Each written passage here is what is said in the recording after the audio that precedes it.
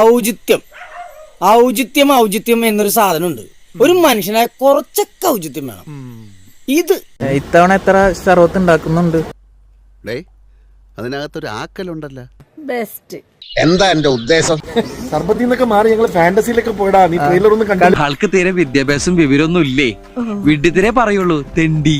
വേറെ ലോകത്തിലാ അത് കാണാൻ. ഒറ്റ വേർഡിൽ പറഞ്ഞ ടൈം ട്രാവലർ ആണ്. അങ്ങനെ ഞാൻ പറയില്ല.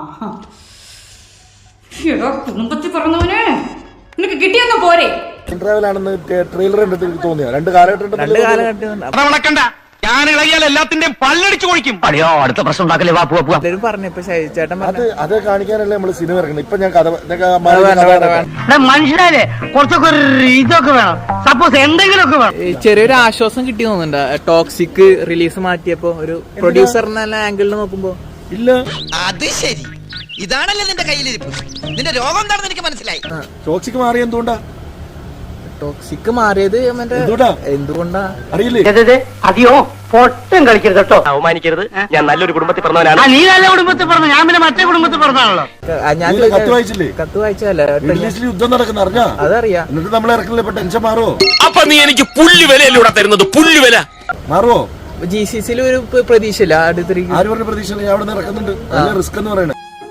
വേറെ ഒരു വഴിയില്ല ഗായ്സ്, പെട്ടിരിക്കുകയാണ് നമ്മൾ ശരിക്കും. അല്ലേ റിസ്ക് ഉണ്ട്. പക്ഷെ അടുത്തിരിക്കും മലയാളികൾക്ക് ഭയങ്കര എന്താ ബന്ധം? ഒരു ബന്ധവും. അതൊന്നും എനിക്കറിയാൻ മേല.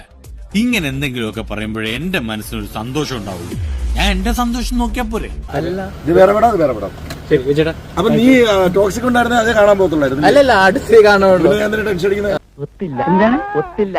ആ മൂപ്പര് ഒപ്പിക്കാൻ നടക്കും. ആട് 1 ഉം 2 ഉം കണ്ട മലയാളികള് ആട് 3 അല്ലേ? എനിക്ക് ടെൻഷൻ. തളരരുത് രാമൻകുട്ടി, തളരരുത്. കലാകാരനല്ലാത്തവരെ സമൂഹം അംഗീകരിക്കില്ല. കാടുകൾക്ക് ഈ രാജ്യത്ത് രക്ഷയുള്ളൂ.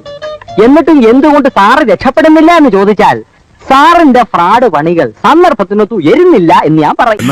ഞങ്ങൾ അങ്ങ് ഇറങ്ങട്ടെ. ആയിക്കോട്ടെ, സന്തോഷായി.